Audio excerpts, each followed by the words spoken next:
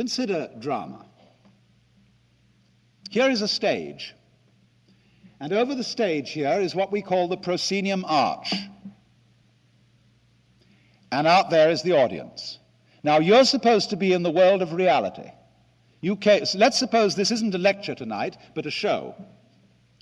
And you've come outside into the show, and you know you're real people living in the real world, but you're going to see a play, which isn't real. There are actors coming on the stage, but behind the scenes here, they're real people like you. But so that you don't see them that way, they're going to put on their costumes and their makeup, and then they're going to come out in front here and pretend to various roles. But you know, you want to be half convinced that what they're doing on the stage is real. And the work of a great actor is to get you sitting on the edge of your chair in anxiety, or weeping, or roaring with laughter, because he's almost persuaded you that what is on the stage is really happening. That is the greatness of his art, to take the audience in. So then, look at something else about the drama and its nature. In the drama, there has to be a villain. Unless, of course, you're acting some kind of a non-play, which doesn't have any story.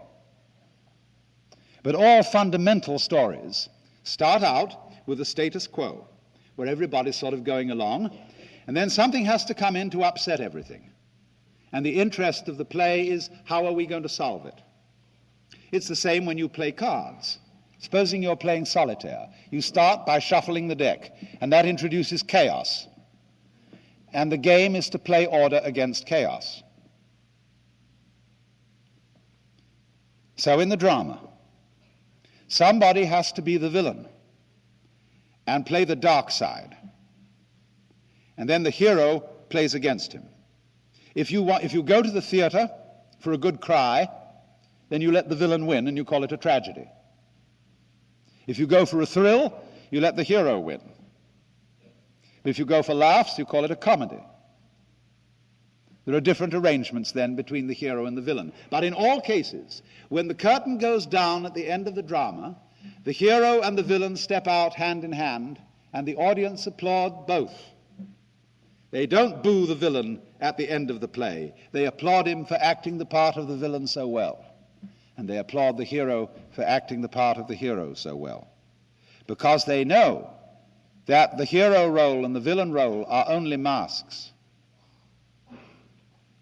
And so you see behind the stage, too, there is the green room, where after the play is over and before it begins, the masks are taken off. And so the Hindus feel that behind the scene,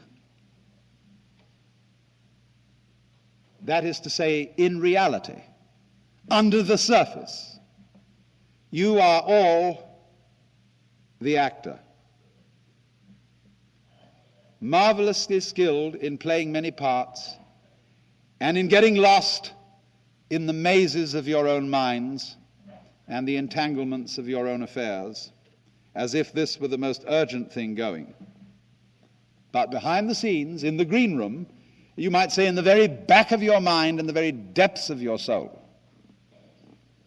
you always have a very tiny sneaking suspicion that you might not be the you that you think you are.